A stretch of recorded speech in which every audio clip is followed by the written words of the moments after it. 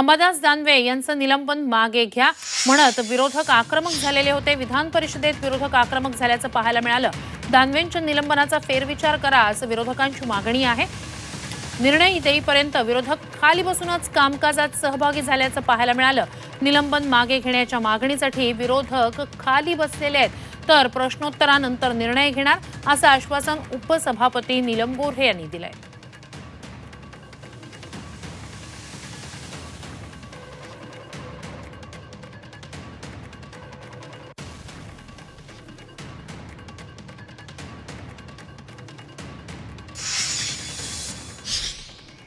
हा सभागृहात विरोधी पक्ष नेत्याशिवाय काम करणं आम्हाला कठीण आहे।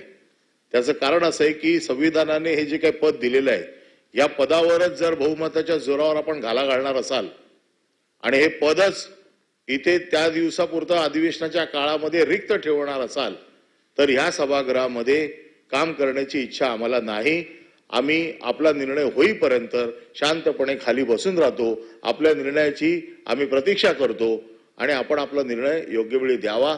तोपर्यंत आपण निर्णय जोपर्यंत देत नाही तोपर्यंत आम्ही सभागृहामध्ये खाली बसून आपलं आणि सरकारचं एकतर्फी चाललेलं कामकाज आम्ही निमूटपणे बघतो। हे पहा, सन्माननीय अनिल परब आणि बाकीचे सगळे सदस्य ही असं एक थोडंसं माझ्यावर दबाव तंत्र तुम्ही केल्यासारखं केलंय असं मला दिसतं आहे। परंतु तुमच्या भावना, मी संवेदनशील व्यक्ती आहे। दुसरं महत्वाचं की आज गटनेत्यांची, तुम्ही मध्ये मध्ये बोलू नका, जरा शांत राहा।